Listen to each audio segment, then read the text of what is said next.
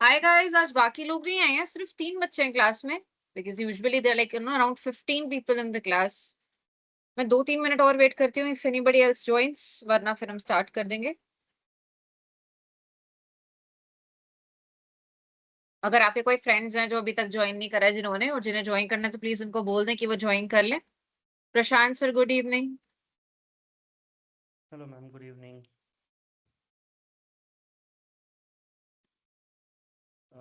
What's the status of this batch, ma'am? हाँ। How many students are joining? Sir आप कुछ बोल रहे हैं, आपकी आवाज तो नहीं आ रही है मेरे को।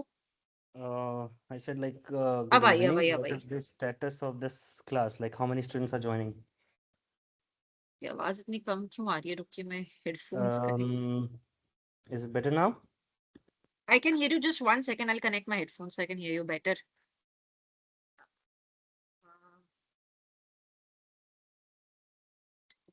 कनेक्ट। जी सर, अब बोलिए, क्या कह रहे हैं? What is the status of this class? How many number of students are joining every day, and are they responding, learning? Sir usually तो आते हैं 10-12 बच्चे। अभी मैंने देखा है कि देखिए, अब सिर्फ आपको क्लास में मुश्किल से 5 बच्चे दिख रहे होंगे। Usually they join very late, like they join after 7:30, a lot of them regularly. तो वो मुश्किल हो जाता है। एंड रिस्पॉन्स कल से आना शुरू हुआ है, उससे पहले नहीं आता था। मैं ये भी पूछती रहती थी कि मेरी शक्ल दिख रही है, मेरी आवाज सुनाई दे रही है, वो भी नहीं पता चलता था। कल से रिस्पॉन्स आना शुरू हुआ है। So that's that. Mhm. Okay, sure. I guess like we have uh, 4 members over here, so you can take it forward. Okay, बाकी श्योर। कुशुम, निक्की, राहिल, सजीत, आप लोग अपने फ्रेंड्स वगैरह को क्यों नहीं बोलते हो क्लास करने के लिए? लाइक क्लासेस हाँ, आर हम गोइंग लोग तो रेगुलरली। बोलते हैं सर, डेली जुड़ने के लिए बोलते हैं। ठीक है, सर कोई मोस्ट ऑफ नहीं। देम जॉइन वेरी लेट, और फिर वो पूछते रहते हैं कि पिछला कांसेप्ट समझा दो, समझ नहीं आया, फिर मेरे को उनको कहना पड़ता है आप रिकॉर्डिंग देख लो। तो अ lot of facade keeps going on like that. Yep, I can totally get that because it's a topic where we need to have that sort of clarity. कोई ना ma'am, let's get going. You can start the session. Sure. Thank you sir. Thank you, ma'am. Alright guys, तो कल हम जैसे net banking का topic पढ़ रहे थे, जिसमें हम एनईएफटी, आरटीजीएस और आईएमपीएस पढ़ रहे थे। अगर उसमें किसी को डाउट है तो वो मुझसे अनम्यूट करके भी डाउट पूछ ले, मैं उसका एक शॉर्ट रिवीजन दूंगी and then we will jump on to the next topic. Ma'am कल तो क्लास सस्पेंड था ना? क्या कल क्या था? क्या क्या क्या? क्लास सस्पेंड था कल, कैंसिल था कल? नहीं, क्लास हुआ था, रिकॉर्डिंग भी है, कोई टेस्ट नहीं था। आपने ज्वाइन नहीं करा, वो मैम अलग बात मैंने है। ज्वाइन करने का ट्राई किया था, ज्वाइन करने का, बट हुआ नहीं। देखो, यहाँ पे कोई ज्वाइन करने का ट्राई करता है तो मेरे को दिख जाता है। बाय चांस एडमिट वगैरह का मैसेज आया, सारे बच्चे आए थे, मेरे को तो नहीं दिखे। आप, अब मेरे को नहीं पता आप झूठ बोल रहे हो सच बोल रहे हो, I have no idea.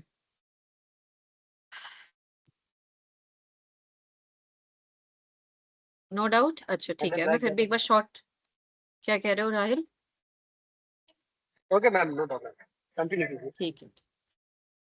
Right, anyway, तो हम कल वाला टॉपिक कंटिन्यू करते हैं, नेट बैंकिंग का। पहले एक बार उसको मैं शॉर्ट पे रिवाइज करवाऊंगी, जो नेट बैंकिंग का टॉपिक था। गुंजा, आप शायद इस क्लास में पहली बार आई हैं, मैंने आपका कभी नाम नहीं सुना है। ये फाइनेंशियल लिटरेसी और मनी मैनेजमेंट की क्लास है। अगर आप इसी क्लास को बिलोंग करते हैं तो आप रह सकते हैं, वरना आप क्लास लीव कर सकते हैं, ठीक है? ओके। तो अब हम लोग क्लास शुरू करते हैं। तो कल के टॉपिक का पहले मैं शॉर्ट में रिवीजन करवा देती हूँ, जो हम लास्ट पढ़ रहे थे, और फिर हम आगे बढ़ेंगे।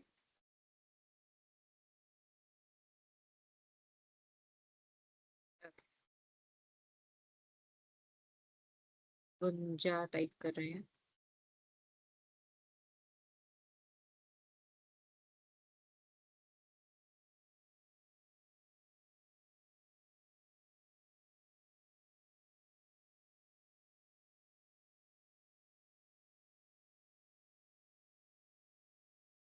इंदु, आपको अगर गुड इवनिंग बोलना है तो आप चैट में लिख सकते हो, लेकिन अगर कोई और डाउट है तो मैं आपको अनम्यूट कर रही हूँ।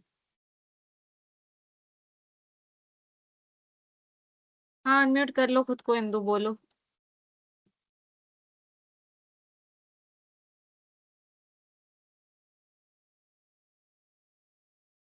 Good evening ma'am. Good evening, बोलो, कुछ डाउट था? नहीं मैम। गुड इवनिंग चैट में लिख दिया करो, जब मैं म्यूट कर देती हूँ मतलब मैं क्लास स्टार्ट कर रही हूँ, ठीक है? ठीक है। गलती से आए हैं बट क्लास, ठीक है, तुमको क्लास अटेंड करने में मेरे को क्या दिक्कत होगी, ठीक है, हम कंटिन्यू करते हैं। अच्छा लीव कर दी, okay sweet, okay. Anyway I hope my screen is visible. तो हम लोग कल वाले टॉपिक को एक बार रिवाइज करेंगे। ये वाला ही हमारा जो टॉपिक था, एनईएफटी, आरटीजीएस और आईएमपीएस वाला, इसको मैं शॉर्ट में बताऊंगी, देन हम आगे बढ़ेंगे। मैंने बताया था बेसिकली एनईएफटी की फुल फॉर्म होती है नेशनल इलेक्ट्रॉनिक फंड्स ट्रांसफर, ठीक है? ये बेसिकली हमारी बैचेस में जो ट्रांजैक्शंस होती हैं वो एनईएफटी होती हैं।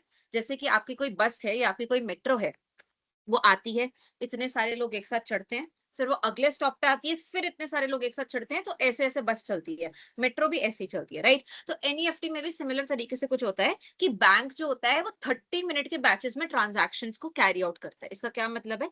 इसका ये मतलब है कि जैसे अगर कोई बैंक है वो सुबह 8 बजे खुलता है, तो 8 से 8:30 के बीच में वो देखेगा कि उसके पास क्या क्या ट्रांजैक्शन आई है, राइट? कोई इसके पास ट्रांजैक्शन आई होगी कि हमारे, अगर मेरा एक्सिस बैंक है तो हो सकता है मेरे बैंक के पास ट्रांजैक्शन आई हो कि ये पैसे आईसीआईसीआई को भिजवा दो, ये पैसे एसबीआई को भिजवा दो, ये पैसे पंजाब नेशनल बैंक को भिजवा दो, राइट? तो ऐसे अलग अलग, या इंडसइंड बैंक को भिजवा दो, ऐसे अलग अलग ट्रांजैक्शन उसके पास आधे घंटे में आई होंगी, 8 से 8:30। तो 8 से 8:30 का बैच वो उठाएगा, ठीक है? ये सारे बैंक्स करेंगे। मैंने कहा मेरा बैंक एक्सिस बैंक है, मान लीजिए आपका बैंक जो है आपका आईसीआईसीआई बैंक है, आईसीआईसीआई बैंक को भी ये सारी ट्रांजैक्शन आएंगी कि एक्सिस को इतने पैसे भेज दो, है ना? आईसीआईसीआई तुम्हारा इंडसइंड बैंक को इतने पैसे भेज दो, पीएनबी को इतने पैसे भेज दो, एसबीआई को इतने पैसे भेज दो, है ना? तो आधे घंटे बाद क्या होता है, दोनों बैंक आपस में बात करते हैं। क्या बात करते हैं? एक्सिस बैंक कहेगा कि मेरे को तेरे को 10 लाख रुपए देने हैं, मेरे कस्टमर्स कह रहे हैं कि मेरे को तेरे को 10 लाख रुपए ट्रांसफर करने हैं। आईसीआईसीआई कहेगा कि मेरे कस्टमर्स कह रहे हैं कि मेरे को तेरे को 15 लाख रुपए ट्रांसफर करने हैं। तो ये 10 ट्रांसफर करे और ये 15 ट्रांसफर करे, इससे अच्छा यही 5 लाख ट्रांसफर कर देता है, राइट? तो एनईएफटी जो होता है उसमें बैचेस में ट्रांजैक्शंस होती हैं और ऐसे नेट ऑफ होकर ट्रांजैक्शंस होती है, ठीक है? ऐसे हम सब्ट्रैक्ट कर देते हैं आधे घंटे बाद अमाउंट, और जो बैलेंस अमाउंट होता है वो हम ट्रांसफर कर देते हैं, राइट? आरटीजीएस प्लेन की तरह होता है क्योंकि इसमें जो होता है इमीडिएटली जो ट्रांजैक्शन बोली जाती है उसी समय कर दी जाती है। There is no waiting, there is no batches. RTGS basically real time gross settlement. Real time मतलब बिल्कुल उसी समय, आपने अभी बोला अभी ट्रांजैक्शन हो जाएगी, आपको कोई आधे घंटा वेट करने की जरूरत नहीं है। ग्रोस सेटलमेंट मतलब जैसे हमने कहा था एनईएफटी में ऐसे नेट ऑफ होता है अमाउंट, राइट? ऐसे अमाउंट नेट ऑफ होता है कि एक तरफ 15 लाख देने थे, एक तरफ 10 लाख देने थे, तो एक तरफ से बस 5 लाख दे दिया, माइनस कर दिया, नेट ऑफ कर दिया। बट आरटीजीएस में ग्रोस, नेट का ऑपोजिट ग्रोस, जितना अमाउंट है उतना ही अमाउंट सेटल हो जाता है, हम किसी को सब्ट्रैक्ट करने का वेट नहीं करते हैं, ठीक है? बट आरटीजीएस में होता है कि अमाउंट जो है, यहाँ पे आप देखेंगे कि मिनिमम वैल्यू 2 लाख है, 2 लाख या उससे ऊपर का अमाउंट होगा। अब आप कहोगे कि मैम अगर मान लो मेरा अमाउंट 2 लाख से छोटा है बट मेरे को इमीडिएटली ट्रांसफर करवाना है तो मैं क्या करूं? तो आप आईएमपीएस कर सकते हो, इमीडिएट पेमेंट सर्विस, राइट? तो ये बेसिकली इसकी लिमिट होती है 5 लाख। इसकी लिमिट होती है 5 लाख। इसका क्या मतलब हुआ कि अगर आपके पास अमाउंट है 0 से 2 लाख रुपीस और आपको इमीडिएटली ट्रांसफर करवाना है तो आप आईएमपीएस यूज करें। आपकी लिमिट है 2 लाख से 5 लाख, तो आप दोनों में से कोई भी ऑप्शन यूज कर सकते हैं, आईएमपीएस भी यूज कर सकते हैं, आरटीजीएस भी यूज कर सकते हैं। बट अगर आपको 5 लाख से ऊपर का ही कोई ट्रांजैक्शन करवाना है जो इमीडिएट है तो आप आरटीजीएस ही यूज करते हैं, राइट? हमने 3 ब्लॉक बना दिए, आई होप तीनों ब्लॉक समझ आ गए होंगे जो मैंने तीनों ब्लॉक बोले। या फिर मैं साथ में अगर वर्ड डॉक्यूमेंट खोलूं तो मैं इस पर ड्रॉ कर सकती हूँ, right? File, open, new document, new blank document, ठीक है? तो I think I can draw on this, can I draw on this? Yes I can draw on this, right, I can draw on this. तो अगर मेरी payment का amount जो है वो है 0 से लेके 2 लाख, ठीक है? या मेरी पेमेंट का अमाउंट है 2 से लेके 5 लाख, या मेरी पेमेंट का क्या अमाउंट है? मेरी पेमेंट का अमाउंट है ग्रेटर देन 5 लाख। तो अगर मेरी पेमेंट का अमाउंट 0 से लेके 2 लाख है तो मैं हमेशा आईएमपीएस ही यूज करूंगी। आईएमपीएस मतलब इमीडिएट पेमेंट सर्विस, लेकिन इसका कोई मिनिमम अमाउंट नहीं होता है, इसका कोई मिनिमम अमाउंट नहीं होता है, राइट?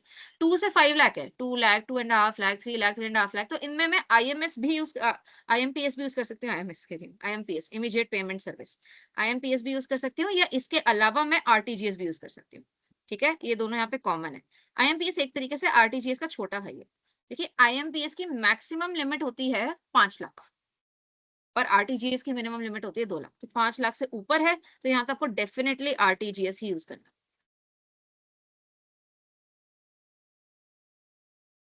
ठीक है? ये होता है, ये हमने बेसिकली इस स्लाइड में भी पढ़ा था। ये हम स्लाइड दोबारा देख लेंगे। यहाँ पे अमाउंट्स लिखे हुए हैं, ये वाले देखो, आरटीजीएस का मिनिमम वैल्यू 2 लाख लिखा हुआ है और आईएमपीएस का मैक्सिमम वैल्यू 5 लाख ही होता है। एक बार मैं चेक कर लेती हूँ, but I think it's 5 only. IMPS maximum limit, yes, the transaction, the maximum IMPS limit set by the ये NPCI जो होती है 5 लाख पर transaction, right.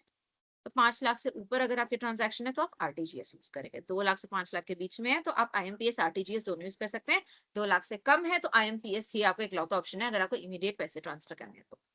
That is it, ठीक है। तो ये कल वाला रिविजन हो गया हमारा नेट बैंकिंग का। मैंने आपको बता दिया था कि नेट बैंकिंग कब यूज होता है, यूपीआई कब यूज होता है, ठीक है। तो हम आगे चलते हैं, हम किस पे थे, हम इस पे थे, राइट। तो यहाँ पर हमारा ये नेट बैंकिंग हो गया था। तो अब हम आ रहे हैं डेबिट कार्ड क्रेडिट कार्ड पे। अभी तक हमने क्या पढ़ा है, अभी तक हमने पढ़ा है यूपीआई, हमने पढ़ा है मोबाइल वॉलेट, हमने पढ़ लिया नेट बैंकिंग और अब हम पढ़ रहे हैं डेबिट कार्ड और क्रेडिट कार्ड, राइट। तो ये हमारा last form of digital payment है, ठीक है। इसको हम डिजिटल पेमेंट क्यों कहते हैं, इसको हम डिजिटल पेमेंट इसलिए कहते हैं क्योंकि इसमें भी आपका कैश मूव नहीं कर रहा है, राइट। इसमें भी payment bank to bank transfer हो रहा है और डिजिटली ट्रांसफर हो रहा है, आप कैश नहीं निकाल रहे हैं, राइट। कैश का एक्सचेंज जब नहीं होगा तो वो डिजिटल पेमेंट ही है, राइट। तो ये आपको डेबिट कार्ड क्रेडिट कार्ड की फोटोज दी हुई है कि उनमें क्या क्या कंपोनेंट्स होते हैं। डेबिट कार्ड और क्रेडिट कार्ड जो होते हैं वो यूज एकदम सेम तरीके से होते हैं, राइट। उनमें जो भी फर्क हो उनका यूजेज, मतलब अगर आपको कार्ड डेबिट कार्ड दे दिया जाए, क्रेडिट कार्ड दे दिया जाए, तो आप ये नहीं कह सकते कि मेरे को क्रेडिट कार्ड चलाना नहीं आता। जैसे आप डेबिट कार्ड चलाते हैं वैसे ही आप क्रेडिट कार्ड भी चलाते हैं। फर्क क्या होता है, debit card is basically for your own money, कि आपके अकाउंट में आज की डेट में जो बैलेंस है, जो पैसे हैं, डेबिट कार्ड से आप उतना ही निकाल सकते हैं, ठीक है। But credit card is basically borrowed money, मतलब बेसिकली बैंक जो होता है वो कहता है कि आप मुझसे शॉर्ट टर्म के लिए लोन लो। क्रेडिट कार्ड का होता है शॉर्ट टर्म का loan, it's like 30 to 45 days. एक बार हम चेक कर लेते हैं कि क्रेडिट कार्ड का पैसा कितने दिन में वापस करना होता है। I think it's 30 to 45 days. Credit card time limit, time period क्या टाइम होता है, ओके यहाँ पे 20 to 25 डेज लिखा है, ओके यहाँ पे कहीं पे 40 to 45 to 55 डेज भी लिखा हुआ है, ठीक है। तो वही मैं ठीक कहती, 30 to 45 डेज जो होते हैं इतने में आपको क्रेडिट कार्ड का अमाउंट जो होता है वापस करना पड़ता है, राइट। तो credit card is basically short term loan from the bank, right. कि मान लो मैं एकदम से कोई ट्रिप पर जा रही हूँ इस महीने, मेरे को पता है कि महीने के अंत में मेरी सैलरी आ जाएगी, तब मैं पैसे वापस कर सकती हूँ क्रेडिट कार्ड को, ठीक है। तो मैंने इस महीने अगर मैं गई, जब भी मैंने खर्चा कर दिया, महीने के एंड में मैंने क्रेडिट कार्ड का बिल भर दिया, मैंने वो पैसे वापस कर दिए। बट मान लो मेरी सैलरी लेट हो गई, तो क्या क्रेडिट कार्ड वाले मेरी बात सुनेंगे कि मेरी सैलरी ना 4 दिन से लेट हुई है, 1 हफ्ते से लेट हुई है, अभी दे रही हूँ, अभी दे रही हूँ। वो इंटरेस्ट लगाएंगे, कितना interest, credit cards have very big interest amounts. I think around 30 to 40% they have interest amounts. मतलब अगर आपने उनसे 100 रुपए उधार लिया है, 130 वापस करने पड़ेंगे। 1000 रुपए उधार लिया है, 1300 रुपए वापस करने पड़ेंगे। कैन यू अंडरस्टैंड कि आप अगर थोड़े से टाइम के लिए भी लेट है तो कितना ज्यादा वो आप पे वो लगा देते हैं चार्ज। तो उनका बेसिकली अगर बैंक आपको कोई क्रेडिट कार्ड दे रहा है ना, तो आप खुश ना हो कि बैंक आपका अच्छा चाहता है ना, बैंक आपको फ्री में लोन दे रहा है, क्योंकि अगर 30 to 45 डेज में पैसे वापस करते हो तो आपको 1 रुपया भी इंटरेस्ट नहीं देना पड़ता। तो हो सकता है आपको एक सेकंड के लिए लगे कि ये कितना अच्छा ऑफर है, 30 से 45 दिन के लिए पैसा फ्री है, मैं कहीं पे भी लगाऊं, बट वो वेट कर रहे हैं कि आप 30 से 45 दिन में ना दो और आप डिफॉल्ट करो, क्योंकि जिस दिन आप डिफॉल्ट करोगे वो आपको 30 से 40% इंटरेस्ट लगा देंगे और आपने जितनी खुशियां अभी तक बटेरी थी ना सब वापस हो जाएंगी, right. So this is the difference between debit card and credit card. Debit card मतलब आपके अकाउंट से लिंक्ड होता है, आपके बैंक अकाउंट से, तो आपके पैसे कटते हैं। क्रेडिट कार्ड इज आप बैंक से बोरोइंग लेते हैं 30 to 45 डेज के लिए, 30 to 45 डेज में पैसे वापस कर देंगे तो कोई इंटरेस्ट नहीं है, उससे थोड़ा भी टाइम ऊपर होता है तो 30 to 40% इंटरेस्ट लग जाता है, चूना लग जाता है, राइट। फिर क्या होगा, वो इतना ज्यादा इंटरेस्ट लगेगा तो आप उस अमाउंट को और इंटरेस्ट को देने के लिए फिर लोन लोगे, फिर उसकी वजह से आपने इतना लोन ले लिया और आप इतना कमा नहीं रहे हो तो फिर आपको फिर लोन लेना पड़ेगा, तो आपकी वो डेट साइकिल बन जाएगी कि आपको इंटरेस्ट पे इंटरेस्ट चुकाने के लिए लोन लेना पड़ रहा है, राइट। तो हमने दोनों साइड देखी चीजों की कि हम कंपाउंडिंग करते हैं तो हमारे पैसे कैसे बढ़ते हैं, और अगर हम घाटे में जाते हैं, अगर हम लोन लेते हैं तो हमें कैसे ऐसे ढलान देखनी पड़ती है, राइट। क्योंकि इतना ज्यादा इंटरेस्ट ले लेते हैं लोग लोन पे कि इसको चुकता करने के लिए हो सकता है आपको फिर से लोन लेना पड़े, फिर उसको चुकता करने के लिए आप कभी सेव नहीं कर पाओगे क्योंकि आप लोन ही देते रहोगे, राइट। तो आज एक गलत डिसीजन लोगे तो आपके फ्यूचर को कितनी दिक्कत होगी आप ये देखो, right. This is basically the example of mismanaging money. समझिए आपने अगर 1 लाख रुपए दिए क्रेडिट कार्ड से और आप उसको टाइम पे नहीं दे पाए तो एकदम से आपके ऊपर 30-40 हजार रुपए का चूना लग जाएगा। और अगर आप महीने के सिर्फ 50,000 कमाते हैं तो समझिए वो आपके 3 महीने की कमाई, जो चीज आपकी 2 महीने की कमाई हो सकती थी वो आपकी 3 महीने की कमाई बन जाएगी और 3 महीने की कमाई खा जाएगी, राइट? तो आई डोंट नो आपको अमाउंट का दर्द समझ आ रहा है कि नहीं, बट 30 से 40% बहुत ज्यादा है। आपने 1 लाख की जगह 10 लाख का लोन लिया तो आप पे 3 लाख का इंटरेस्ट लग जाएगा। 1 करोड़ का लोन लिया तो 30 लाख का इंटरेस्ट लग जाएगा। Can you understand the pen here, right? तो यस, तो हम यहाँ पे रीड कर लेते हैं कि डेबिट और क्रेडिट कार्ड क्या होता है। फिजिकल और digital cards widely accepted for, I hope मेरी स्क्रीन चल रही है, मैंने स्क्रीन शेयर कर रखी है ना guys? Yes, okay okay okay. yes, from current slide, right? Debit card, यहाँ पे physical और digital cards widely accepted for online and offline payments. Online and offline क्यों लिखा है? क्योंकि जब आप रात को अगर बैठ के शॉपिंग आपने कभी भी करी होगी तो उसमें शॉपिंग ऑप्शंस में भी आपको UPI, debit card, credit card दिख जाता है, राइट? एक मिनट रुको, मैं तुमको अभी जोमेटो ही खोल के दिखा देती हूँ और कुछ नहीं तो उस पर मैं कुछ भी चीज कार्ट में डालती हूँ और देखते हैं हमें क्या क्या ऑप्शंस दिखते हैं शॉपिंग करने के, ठीक है?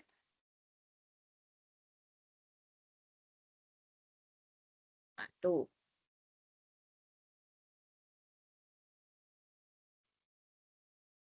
ठीक है, मैंने जोमेटो पे क्या किया, मैं जोमेटो पे गई और मैंने 250 रुपए के मोमोज ऐड कर लिए अपने कार्ट में, ठीक है?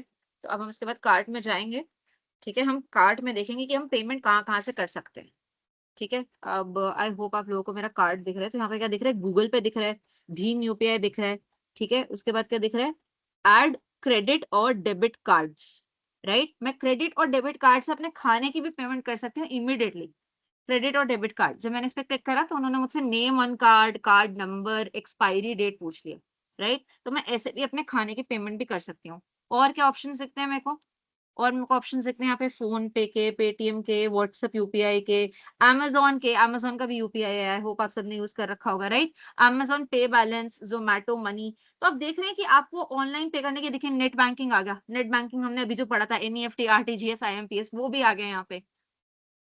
हम नेट बैंकिंग पे क्लिक करते हैं, सारे बैंक अकाउंट आ जाते हैं। तो आप इस चीज को देख रहे हैं। तो अगर आप क्या करेंगे, आप अभी अगर इससे पेमेंट करना चाहेंगे ना नेट बैंकिंग से, तो आपका आईएमपीएस हो जाएगा।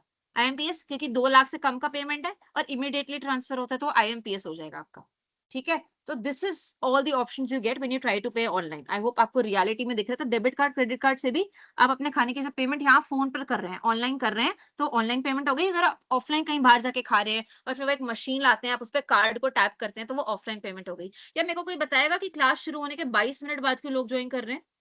अगली बार से अगर इतनी लेट ज्वाइन करा, मैं एंट्री बैन कर दूंगी। I will not let you join. Anyway, I was saying कि ऑनलाइन पेमेंट तब होएगा जब आप ऐसे जोमेटो के थ्रू वगैरह ऑनलाइन पेमेंट कर रहे होंगे। और ऑफलाइन कब होएगा? ऑफलाइन तब होएगा जब ऑफलाइन आप कहीं बाहर जाके खा पी रहे हैं, वो मशीन लाते हैं, आप उस पर टैप करके पेमेंट कर देते हैं, right? So this is online and offline payment using debit and credit card, ठीक है? All right, from current slide, ठीक है? तो डेबिट कार्ड में क्या लिखा है? Your money spends existing balance directly from your bank account. आपके बैंक अकाउंट में जो पैसे हैं उनको डायरेक्टली खर्चना is done through debit card, right? Credit card, borrowed money allows you to pay now, repay letter. जैसे मैंने आपको कहा 30 to 45 डेज का आपके पास टाइमलाइन होता है। अगर आप उसी में रीपे कर देंगे तो आपको कोई इंटरेस्ट नहीं लगेगा। It's literally free money but for only that time period. थोड़ा भी दिन, 1 या 2 दिन एक्सीड होता है तो वो आपके ऊपर 30 to 40% इंटरेस्ट शेप देते हैं, ठीक है? ओके, अब यहाँ पे आपको बेसिकली कंपोनेंट्स दिख रहे हैं डेबिट या क्रेडिट कार्ड के। एक 16 डिजिट कार्ड का नंबर होता है, नीचे आपको उसकी वैलिडिटी डेट दिखेगी। आपके पास कोई कार्ड है, तो मैं ऐसे कार्ड तो नहीं दिखा सकती, अपने मेरे नंबर्स दिख जाएंगे, राइट? तो आपके पास कोई भी कार्ड है तो आप उस पर चेक कर सकते हैं कि आपको ऐसा 16 डिजिट का नंबर दिखेगा। नीचे आपको उसका वैलिडिटी दिखेगा, एक्सपायरी डेट दिखेगा। वैलिडिटी इज एक्सपायरी डेट, जिसमें पहले मंथ होता है। इसमें 12/27 है, राइट? तो 12 is the month, 27 is the year, ठीक है? नीचे जिस बंदे का नाम है उस बंदे का नाम दिखेगा। ऊपर राइट हैंड साइड में बैंक का नाम दिखेगा, जहां बैंक लिखा हुआ है, राइट? वहां बैंक का नाम आएगा। और कार्ड के पीछे सीवीवी होता है। अब ये सब इंफॉर्मेशन भी आप डाल देंगे ना, इसके बाद भी सिक्योरिटी करने के लिए आपसे ओटीपी मांगा जाएगा, जो आपके नंबर पे आएगा। तो कार्ड्स भी एक तरीके से बहुत सेफ हैं, जैसे बैंक ट्रांसफर सेफ होते हैं, क्योंकि इसमें भी डबल ऑथेंटिकेशन है, राइट? इसमें आप पहले सीवीवी भी डाल रहे हैं जो आप ही के पास है। अगर बाई चांस कार्ड गिर भी जाता है तो आप ओटीपी भी डालते हैं, राइट? बिना ओटीपी और बिना सीवीवी दोनों के ट्रांजैक्शन कैरी आउट नहीं होता है, अनलेस वो आपका टच वाला कार्ड है, फिर तो कार्ड टच करके ट्रांजैक्शन कैरी आउट हो जाता है। But you got the basic idea, right? तो ये सारे कंपोनेंट्स है कार्ड के। क्या क्या कंपोनेंट्स है? एक 16 डिजिट उसमें नंबर होता है, एक एक्सपायरी डेट होती है जिसमें मंथ और ईयर दिया होता है, एक नाम लिखा होता है नीचे, ऊपर राइट हैंड साइड पे बैंक का नाम लिखा होता है, और पीछे काट के सीवी भी लिखा होता है। ठीक है, आगे चलते हैं। ओके, ऑनलाइन ट्रांजैक्शन की एनाटॉमी हम पढ़ चुके हैं, बहुत बार पढ़ चुके हैं, तो ठीक है। This PPT is over I think. Dark side, okay, we can do this. ये वैसे मेरे ख्याल से आगे भी आएगा। तो हम यहाँ पे बेसिकली कर लेते हैं कि ऑनलाइन पेमेंट करने के क्या क्या डार्क साइड्स होते हैं, जो आप सब लोग बहुत ज्यादा अवेयर होंगे कि कैसे आपको एकदम से कॉल आता है, कहते हैं कि लाइक मेरे डैड को भी कॉल आ रखा है, कॉल करके उन्होंने क्या कहा था कि आपकी बेटी जो है ना वो ड्रग्स बेचते हुए पकड़ी गई है, वो हमारी कस्टडी में है, आप इतने इतने पैसे यहाँ ट्रांसफर कर दो और हम उसको छोड़ देंगे। एंड मैं उस टाइम घर पे बैठी हुई थी, तो उनका स्कैम पकड़ा गया। बट ऐसे बहुत कॉल्स आते हैं कि आपकी बिजली की जो वो है ना 24 घंटे में कट जाएगी इलेक्ट्रिसिटी, तो ये ऐप डाउनलोड करो, इसमें ये पिन डालो और अपना ओटीपी वगैरह इसमें डालो और हमें बता दो, और हम आपकी जो बिजली है वो नहीं कटने देंगे। या आपके बैंक से मैसेज आता है कि अगर आपने 10 मिनट से इस लिंक से अपनी आइडेंटिटी को वेरीफाई नहीं करा तो आपका अकाउंट बंद हो जाएगा, राइट। तो ये जो स्कैमर्स होते हैं ना, ये हमारे डर का फायदा उठाते हैं और एक दिमाग में क्या क्रिएट करते हैं, अर्जेंसी क्रिएट करते हैं। जल्दी करो, अभी करो, अगले 1 घंटे में ऐसा हो जाएगा, अगले 24 घंटे में ऐसा हो जाएगा, राइट। तो क्या होता है, जब हमारे दिमाग में ऐसी इमरजेंसी क्रिएट होती है ना, तो हमारा दिमाग काम करना बंद कर देता है, इसलिए हम फुद्दू से फुद्दू स्कैम्स में फंस जाते हैं। तो ऐसा आपके साथ हो तो आप क्या करें? पहली बात तो आप डीप ब्रेथ लें और आप सोचें कि क्या ऐसा सही में हो सकता है, राइट। अगर कोई आपके पास अर्जेंसी क्रिएट कर रहा है तो आपको सबसे पहले चौकन्ना होना है। अर्जेंसी क्रिएट करना सबसे बड़ा रेड फ्लैग है। अगर आपको बैंक से कोई मेल आता है कि ऐसा लिखा हुआ है ना कि मेरा एक्सिस बैंक है, तो मेरे को लिखी हुई मेल कि फ्रॉम एक्सिस बैंक की मेल आई है, ऐसा ऐसा हो रहा है, तो मैं एक्सिस बैंक को डायरेक्ट कॉल कर लेती हूँ, मैं पूछ लेती हूँ कि क्या मेल ये आपने भेजी थी, वो कहेंगे हमने नहीं भेजी थी, मेरा मैटर वहां सॉल्व हो गया, राइट। ऐसे लोगों को फोन आता है कि आपकी बेटी यहाँ मिली है, मैं आपका बेटा यहाँ मिला, पैसे भिजवाओ। अपनी बेटी बेटे को फोन कर लो ना, अपने दोस्त को फोन कर लो ना, अगर उनका फोन मिल रहा है और उनसे बात हो रही है मतलब दूसरी कॉल नकली थी, राइट। तो डबल वेरीफाई करने की कोशिश करो चीजों को, राइट। तो सबसे पहला स्टेप है कि अगर स्कैमर जल्दी मचा रहा है, अगर कोई भी जल्दी मचा रहा है, तो आपको चौकन्ना हो जाना है कि जल्दी मचाना, लेकिन जल्दी का काम शैतान का, जल्दी मचाना इज अ रेड फ्लैग। आपको सांस लेनी है और आपको दिमाग से काम लेना है, राइट। आपको उससे संतुलन नहीं खोना है। एंड देन जिस भी बारे में बात हो रही है कि आपके फ्रेंड के साथ ऐसा हो गया, या आपके बैंक अकाउंट के साथ ऐसा हो जाएगा, या आपके बिजली विभाग आपके बिल के साथ ऐसा कर देगा, आपकी इलेक्ट्रिसिटी काट देगा, वहां कॉल करो, कॉल करके पता करो क्या सही में कोई प्रॉब्लम हुई है, राइट। और सबसे इंपॉर्टेंट, किसी के साथ अपना ओटीपी अपना पिन शेयर ना करें, बिकॉज ओटीपी एंड पिन ऐसे बहुत बार बैंक्स का मैसेज भी आता है कि नेवर आस्क फॉर ओटीपी और पिन ऑन कॉल और message, right. In person by chance वो आपसे मिले और आपका अकाउंट वगैरह बना रहे हो तो अलग बात है, वो मांग लेंगे, but otherwise they never ask for OTP और पिन ऑन कॉल और मैसेज, राइट। तो यहाँ पे क्या लिखा हम पढ़ लेते हैं, the dark side common risk. एक सेकंड रुकेंगे, आई थिंक कोई टेक्स्ट आया, जस्ट 1 minute गाइस।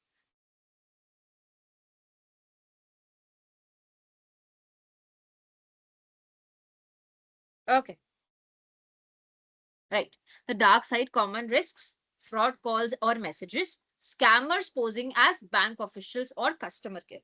हो सकता है कस्टमर केयर की तरह पोज करें, आपको कॉल करके कहें कि क्या ये आपका अकाउंट है, अच्छा ये पार्सल आपके लिए आ रखा था, अच्छा इसका पिन बता दीजिए आपका पार्सल अप्रूव हो जाएगा, अच्छा ये इस बंदे से आपके लिए गिफ्ट आ रखा था, समझ रहे हैं आप। तो आपको ऐसा लगेगा कि सामने वाला आपकी हेल्प कर रहा है और आप ये भी नहीं देखोगे कि वो पिन किस चीज का है, जबकि उस मैसेज में लिखा होगा कि ये पिन जो है 50,000 रुपए कटने के लिए है। आप सिर्फ पिन देखोगे, आप बोल दोगे। आपके इमोशंस उस टाइम आपके कंट्रोल में नहीं होते हैं, that is why you and up doing wrong, right. तो ऐसे कोई एकदम अननोन कॉल आए, कोई भी आपकी हल्की सी भी दिमाग में घंटी बजे, तो उस घंटी की सुननी है, उस गट फीलिंग की सुननी है और उस पर एक्ट करना है।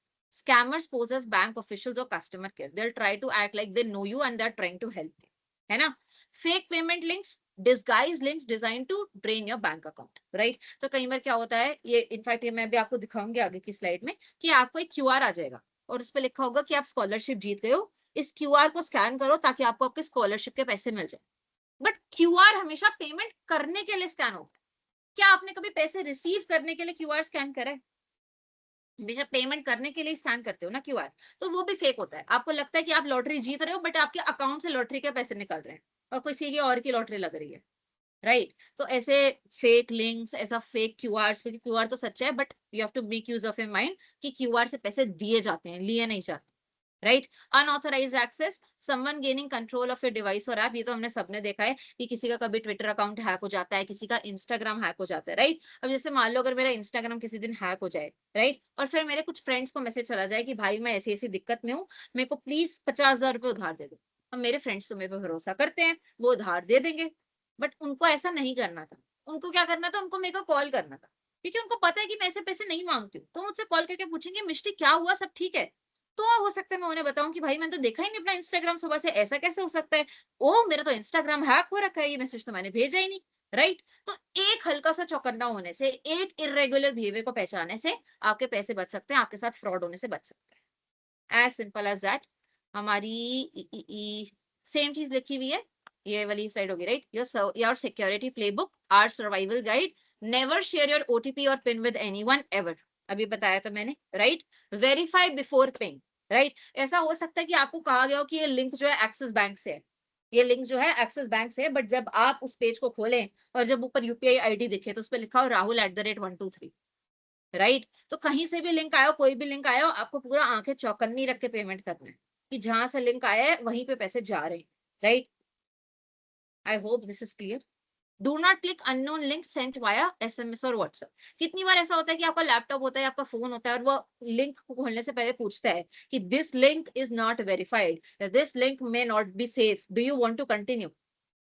क्यों पूछता है वो? क्योंकि ऐसे फेक लिंक्स की वजह से ही आपके फोन में वायरस आता है, और आपके फोन में वायरस आने की वजह से आपकी डिटेल्स किसी स्ट्रेंजर के पास चली जाती हैं जो उनका मिसयूज कर सकता है, राइट। तो ऐसे लिंक्स को यूज करना अवॉइड करें, स्पेशली जिसके लिए आपको आपका लैपटॉप या फोन बार बार चौकन्ना कर रहा है कि this link might not be safe, right. किसी वजह से ही कर रहा होगा, हो सकता है कुछ लोगों ने उस लिंक को रिपोर्ट कर दिया हो, राइट।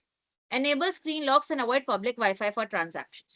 तो अगर पब्लिक वाईफाई आप यूज करते हैं या पब्लिक में आपका ब्लूटूथ ऑन होता है, तो there is a big possibility कि आपके फोन में जो है कोई वाईफाई कोई वायरस ट्रांसफर हो जाए, एंड वायरस ट्रांसफर होने की वजह से आपका फोन हैक वगैरह हो जाए, या कुछ इंपॉर्टेंट डिटेल्स किसी स्ट्रेंजर के पास चली जाए जो वो उसको मिस यूज करे, राइट। तो पब्लिकली कितनी बार आपने सुना हुआ है कि आप वाईफाई को और ब्लूटूथ को यूज करना इग्नोर करें, वरना डेटा आपका it can be spoiled, it can be used in a negative manner, okay.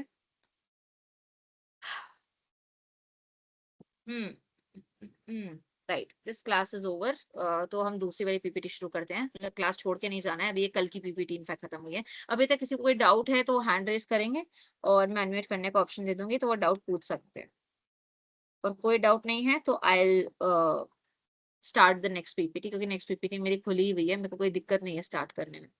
ये वाली पीपीटी खत्म है, राइट। राइट, ये नेक्स्ट पीपीटी भी हमारी खुली हुई है।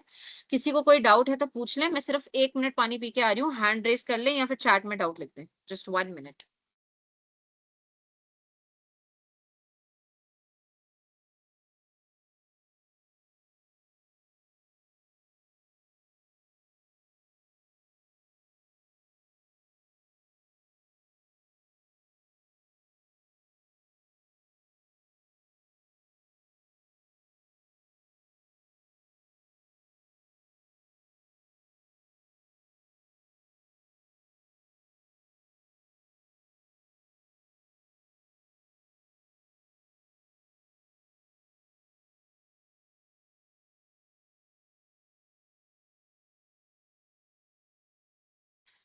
नोबडी, नो डाउट, तो हम आगे बढ़ सकते हैं। सिर्फ तरकेश ने लिखा है, एनीबॉडी एल्स एनी डाउट? अच्छा, राहिल को डाउट है, रुको मैं तुम्हें अनम्यूट करने का ऑप्शन देती हूँ। हाँ, अनम्यूट करो खुद को, बताओ क्या डाउट है। मैम डाउट नहीं है, वो मेरा चैट का ऑप्शन डिसेबल दिखा रहा है ना, चैट का ऑप्शन ही नहीं आ रहा है। देखती हूँ, कई बार नहीं आता लोगों को, एक्चुअली मैंने तो कोई डिसेबल नहीं करा है, प्रोबेबली एक बार रीजॉइन कर लो, हो सकता है दिख जाए, क्योंकि मैंने इधर से चैट को नहीं छेड़ा, तुम्हारी चैट सब कर सकते हैं, चैट सबको अलाउड है, मैंने कुछ नहीं छेड़ा, तो प्रोबेबली रीजॉइन कर लो तो देख लो, ठीक है। Okay, let's go ahead then नई पीपीटी के साथ। आज हम बेसिकली लोन्स के बारे में थोड़ा बहुत पढ़ेंगे, loans and interest. Slide show, transitions, ठीक है, ये लगा देते हैं, slide show from current slide, ठीक है। Navigating loans, EMIs and credit scores, ठीक है। What is a loan? Loan क्या है? सबसे सिंपल शब्दों में लोन इज बेसिकली आपने जो कर्ज लिया है, राइट? सबसे आसान शब्दों में लोन समथिंग इज समथिंग जो आपको वापस करना होता है ना? लोन इज समथिंग जो आपका पैसा नहीं है, जो किसी और का पैसा है, जो आपने उधार ले रखा है, राइट?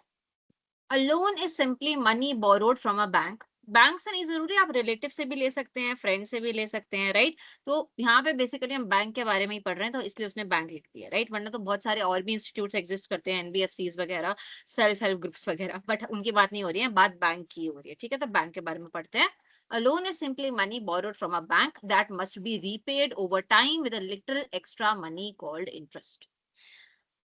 ओके मैंने चीज पहले भी डिस्कस करी थी शायद, आई एम नॉट श्योर मैंने डिस्कस करी थी, बट हम इंटरेस्ट क्यों देते हैं? हम इंटरेस्ट सिर्फ इसलिए नहीं देते हैं कि बैंक हमें पैसे दे रहा है तो हमें बैंक को कुछ तो देना पड़ेगा. ये सिर्फ ये इंटरेस्ट देने का रीजन नहीं होता. इंटरेस्ट देने के बहुत सारे रीजन होते हैं. मैं एक एग्जांपल देती हूँ कि जैसे मान लो राहिल जो है वो बैंक के पास पैसे लेके जा रहा था. वो राहिल जो है बैंक के पास 20 लाख रुपए लेके जा रहा, मतलब बैंक के पास नहीं, मतलब मान लो राहिल के पास 20 लाख रुपए थे और वो एक गाड़ी खरीदने जा रहा था, वो एक थार खरीदने जा रहा था, राइट? तो राहिल को मैं मिल गई रास्ते में, तो राहिल ने मुझसे पूछा और मैम क्या कर रहे हो आजकल, कैसे हो? तो मैंने राहिल को बताया कि मैं ना बैंक के पास जा रही हूँ, मेरे को एजुकेशन लोन लेना है, मेरी एमबीए स्टार्ट होने वाली है, ठीक है? तो राहिल ने मेरे को कहा कि आपको कितने पैसे चाहिए? मैं कहा 20 लाख रुपए. राहिल कहता मेरे पास है 20 लाख रुपए. तो राहिल ने कहा एक काम करो, आप ले लो ये पैसे और आप मेरे को बता दो आप कितना टाइम में वापस करोगे, फिर मैं अपनी गाड़ी खरीद लूंगा. मैं कहा अच्छा, बहुत ही अच्छे हो आप तो, थैंक यू. तो मेरे को 2 साल लगेंगे एमबीए करने में, फिर मेरे को 2-3 साल लगेंगे जॉब करने में ताकि मैं पैसे जमा कर लूं, तो मैं आपको 5 साल बाद पैसे वापस कर. राहिल कहता ठीक है ले जाओ. तो अब मैंने एमबीए करी, मेरी जॉब अच्छी लग गई, मेरे 5 साल मतलब कि 2 साल की एमबीए, 3 साल की जॉब, उसके बाद मेरे पैसे इकट्ठे हो गए, मैं राहिल को वो 20 लाख रुपए देने आ गई, ठीक है? अब राहिल फिर से जाता है अपनी थार खरीदने के लिए, बट इस 5 साल में क्या हुआ, वो 20 लाख की थार जो है वो 25 लाख की हो.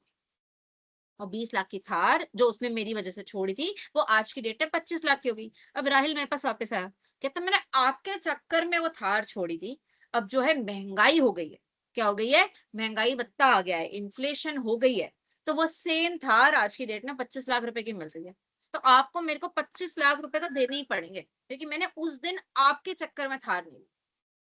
This is one of the reasons कि बैंक जो होता है वो इंटरेस्ट लेता है. क्या है one of the reasons? Inflation, महंगाई भत्ता, पैसे की वैल्यू गिरना, वन ऑफ द रीजंस, ठीक है? और रीजन क्या हो सकता है? अब बेसिकली राहिल ने उस टाइम थार छोड़ी तो उसको कोई इंसेंटिव भी तो होना चाहिए उस टाइम थार छोड़ने का. वो सोच रहा है कि मैं वो ना सपने देखता है, रोज रात को सपने देखता है कि मैं ना 4 सीटर थार में बैठाऊंगा, मेरी गर्लफ्रेंड यहाँ बैठी होगी, मेरी मम्मी पीछे बैठी होगी, है ना, मैं उसको गर्लफ्रेंड को फ्लावर्स गिफ्ट करूंगा, हम मोमोज खाएंगे गाड़ी में मस्त. अब मैंने उसका सपना तोड़ दिया या मैंने उसका सपना पोस्टपोन कर दिया. अब वो ये सपना 5 साल तक नहीं जी पाएगा. क्यों नहीं जी पाएगा? क्योंकि उसने मेरे को पैसे दे दिए.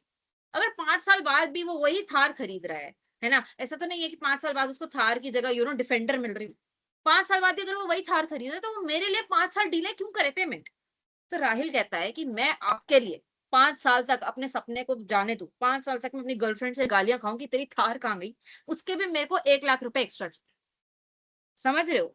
तो उस बंदे को इंसेंटिव चाहिए. इंसेंटिव चाहिए मतलब उसको कुछ लालच उसका पूरा करने के लिए उसको कुछ एक्स्ट्रा पैसे देने पड़ेंगे कि वो मेरे लिए अच्छा काम करे, राइट? बैंक जो है वो आपका भला करने के लिए नहीं है, बैंक लालची है. तो बैंक को कोई इंसेंटिव चाहिए, कोई रीजन चाहिए कि वो आपको इंटरेस्ट क्यों, राइट? तो पहले तो महंगाई भत्ता लगता है पैसे पे, इसलिए उसको आपसे इंटरेस्ट चाहिए. और इंटरेस्ट क्यों चाहिए? वो लालची है, राइट? वो आपको पैसे क्यों दे रहा है? ताकि उसको कुछ फायदा हो, राइट? उसको ये थोड़ी चाहिए कि पैसे की वैल्यू जो थी अब वही हो जाए, है ना? जो पहले की पैसे की वैल्यू थी 20 लाख रुपए की, आज वो 25 लाख रुपए की है, राइट? तो आज मेरे को 25 लाख मिल जाए, वो ऐसे क्यों चाहे, है ना? राहिल ऐसा क्यों चाहेगा कि अगर उसने 5 साल पहले गाड़ी छोड़ी तो आज भी वो केवल गाड़ी खरीद पाए? वो तो सोचेगा मैंने 5 साल पहले जो है ना थार छोड़ी थी, तो आज तो मैं किया की कोई बड़ी सी गाड़ी खरीदूंगा, सोनेट या जो भी, क्रेटा का रेट ज्यादा है, जिसका रेट ज्यादा है, वो कहता है मैं थार छोड़ी तो मैं क्रेटा खरीदूंगा ना, मैं थार क्यों खरीदूं जो भी ज्यादा रेट है, मेरे को रेट का आइडिया नहीं, राइट? तो उनको एक लालच चाहिए होता है कि उनको 5 साल वो चीज छोड़कर क्या मिलेगा, राइट? तो इसलिए भी लोग जो है इंटरेस्ट, मतलब बैंक जो है इंटरेस्ट लेता है, बैंक को भी कोई फायदा होना चाहिए, ठीक है? और बेसिकली तुम ये चीज भी समझो कि बैंक के पास बहुत सारी इन्वेस्टमेंट अपॉर्चुनिटीज हैं, है ना? बैंक मेरे को लोन दे सकता है ना? बैंक जो है किसी को घर बनाने के लिए लोन दे सकता है, बैंक जो है ना किसी को गाड़ी खरीदने के लिए लोन दे सकता है. तो बैंक या फिर बैंक जो है ना गवर्नमेंट को पैसे दे सकता है, गवर्नमेंट पूरी दुनिया चलाती है अपनी, है ना, गवर्नमेंट पूरा देश चलाती है, तो गवर्नमेंट भी लोन लेती है कितनी बार देश चलाने के लिए, राइट? तो गवर्नमेंट को लोन दे सकता है। तो बैंक कह रहा है कि मैंने सारी अपॉर्चुनिटीज में से तेरे को चुना, तेरे को चुना मैंने, तेरे को चुना तो मेरे को थोड़ा तो उसका फायदा दे, राइट? तो ये these are multiple reasons of interest, right? तो ये this is the extra money called interest. और ये इंटरेस्ट क्यों दिया जाता है, अब आपने रीजंस को समझ लिया। एक तो आपका हो गया महंगाई भत्ता, एक हो गया आपका इंसेंटिव, लालच, और एक आपको वो चूज करे ओवर एवरीबडी एल्स, राइट? आपको उसने चूज करा ओवर एवरीबडी एल्स, तो उसका भी उसको फायदा चाहिए। That is it, right? तो यहाँ पे दोबारा पढ़ेंगे, a loan is simply money borrowed from a bank that must be repaid over time। over time मतलब over whatever time you have decided, कि जैसे मैंने अपना लिया है लोन, एजुकेशन लोन, तो मेरा टाइम पीरियड डिसाइड हुआ है 10 साल, तो उन्होंने कहा ओवर 10 years आप मेरे को पैसे वापस कर, right? With a little extra money called interest, right? ब्याज। borrow money today, use it for your goals, repay over time with interest। Why do people borrow? लोग पैसे क्यों लेते हैं? लोग किसी भी रीजन की वजह से पैसे ले सकते हैं। कई लोग इतने फुद्दू होते हैं वो शादी करने के लिए भी पैसे लेते हैं। अब nobody take it to heart, but शादी करने से आपका कुछ इनकम तो जनरेट हो नहीं रहा, आप उसके लिए पैसे तो ले रहे हो, पैसे चुकाओगे कैसे? आपकी कोई इनकम थोड़ी जनरेट होगी शादी करके। तो अभी हम इसी के आगे आई थिंक पढ़ेंगे गुड एंड बैड लोन्स वाला, good loan versus risky loan. Risky loan कौन सा होता है, तुम खुद सोचो। रिस्की लोन वो होता है जिससे कुछ रिटर्न जनरेट नहीं हो रहा है। अभी हम मत कहना शादी करने से दहेज आता है, बहुत मारूंगी। रिटर्न जनरेट होना, राइट? अगर मैं पढ़ाई कर रही हूँ, अगर मैंने लोन लिया और मैं उससे पढ़ाई कर रही हूँ, तो मेरी एक बहुत अच्छी सैलरी लग जाएगी, बहुत अच्छी जॉब लग जाएगी, राइट? तो मेरा रिटर्न जनरेट हो गया। अगर मेरा रिटर्न जनरेट हो गया तो मैं पेमेंट वापस कर पाऊंगी। But at the same point of time मैं पैसे ले रही हूँ उधार पे ताकि मैं एक यूरोप का ट्रिप मार के आऊँ, क्या रिटर्न जनरेट होगा? मैं तो मज्जे मारने गई थी, कोई रिटर्न जनरेट नहीं होगा। तो वो गंदा लोन होता है, राइट? तो गंदा लोन कौन सा होता है? जिसमें पैसे लगाने से आपका कुछ फायदा नहीं होता है, आपका कोई रिटर्न नहीं बढ़ता है, कोई इनकम नहीं जनरेट होता है। अभी और इसको डिटेल में समझाती हूँ।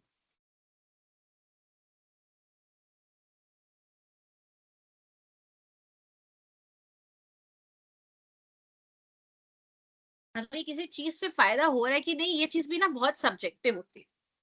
जैसे मान लो कोई इंसान है, वो रोज ऑफिस जाता है, ठीक है, वो दिल्ली में रहता है, तो वो रोज ऑफिस में इतना धक्के खा के मेट्रो में जा रहा है, ठीक है? तो क्योंकि वो रोज खड़े होके जाता है, वो रोज इतने धक्के खाता है, तो वो थक जाता है ऑफिस जाते जाते, और इस चक्कर में उसके ऑफिस में प्रोडक्टिविटी ना एकदम आधी हो जाती है। अब उसने क्या किया, उसने गाड़ी ले ली, उसने बैंक लोन लिया और उसने गाड़ी ले ली। अब वो आराम से गाड़ी में चलाते हुए जाता है, राइट? सड़कों पे ऐसे हवा लग रही है उसको मस्त, है ना? ऑफिस वो पहुंचता है तो एकदम वो अच्छे मूड में होता है। अच्छे मूड में क्यों होता है? क्योंकि वो अपनी गाड़ी में आया है ना? उससे किसी के धक्के नहीं खाने पड़े, राइट? खुली खुली सड़कों पे उड़ाते हुए आया वो गाड़ी, राइट? उसका मूड अच्छा है तो उसकी प्रोडक्टिविटी 1.5 टाइम्स हो जाती है। तो इस बंदे के लिए गाड़ी भी एसेट है। गाड़ी क्यों एसेट है? क्योंकि इसकी प्रोडक्टिविटी बढ़ गई, लोगों को इसका काम अच्छा लगने लग गया, प्रमोशन हो गया, सैलरी बढ़ गई, राइट? तो ये चीजें बहुत सब्जेक्टिव है कि तुम्हें इससे फायदा होगा कि नहीं होगा, राइट? यहाँ पे जैसे लिखा हुआ है कि व्हाई डू पीपल बोरो, एक बार हम पढ़ लेते हैं। एजुकेशन के लिए बोरो करते हैं। एसेट, एसेट बेसिकली वही होगा आपका घर, गाड़ी, राइट? कोई भी चीज जो आपको आराम देती है, इनकम जनरेट करवाती है, उन सबको एसेट कहते हैं। एसेट का अगर मैं टेक्निकल डेफिनेशन में जाऊं तो उसको कहते हैं कि anything which produces future economic benefit. But I don't think हमको टेक्निकलिटीज में जाने की जरूरत है। लाइबिलिटीज हो गई आपकी की कर्ज वगैरह होता है, तो एसेट उसका उल्टा हो, राइट? एसेट इज बेसिकली, ये लैपटॉप मेरे लिए एसेट है। क्यों है ये मेरे लिए एसेट है? इससे मेरी इनकम जनरेट हो रही है, इससे मेरी पढ़ाई हो रही है, राइट? तो ये फर्नीचर मेरे लिए एसेट है, राइट? तो एसेट दो चीजों से बनता है, या तो उससे आपकी इनकम जनरेट हो रही हो, या उसको बेच के आप पैसा कमा सकते हो। लैपटॉप से मेरी इनकम जनरेट हो रही है तो ये मेरा एसेट है। अगर मेरी कॉफी शॉप है तो कॉफी शॉप की मशीन से मेरी इनकम जनरेट हो रही है, तो कॉफी शॉप की मशीन मेरा एसेट है। ये टेबल है, इसको बेच के मैं पैसे कमा सकती हूँ, ये मेरा एसेट है। ये चेयर है, इसको बेच के मैं पैसे कमा सकती हूँ, मेरा एसेट है। ये घर है, इसको बेच के मैं पैसे कमा सकती हूँ, ये मेरा एसेट है। दो क्राइटेरिया, जिससे या तो इनकम जनरेट हो रही हो या जिसको बेच के आप पैसे कमा सके, वो आपका एसेट। तो लोग एसेट्स खरीदने के लिए पैसे लेते हैं, घर गाड़ी लेने के लिए पैसे लेते हैं, राइट? ग्रोथ के लिए पैसे लेते हैं। अगर आपका कोई नया स्टार्टअप है, राइट? स्टार्टअप में इनिशियली कितना पैसा लगता है, लोग रिसर्च करते हैं, लोग मार्केटिंग करते हैं, राइट? उस टाइम पर रेवेन्यू जनरेट नहीं हो रहा होता, कितना पैसा लगता है, तो लोग उसके लिए भी पैसे लेते हैं, क्योंकि उनको लगता है फ्यूचर में हमारा स्टार्टअप जो है, स्टार्टअप अगर अभी ऐसे जा रहा है, फ्यूचर में वो ऐसे जाएगा, तो हम सारा लोन वापस कर देंगे, राइट? इमरजेंसी सिचुएशन आ जाती है और अगर आपने पैसे सेव नहीं कर रखे हैं या आपने इंश्योरेंस वगैरह नहीं ले रखी है, तो भी आपको पैसे उधार लेने पड़ते हैं। These are different reasons for buying, for taking loans, right? For taking उधार, right?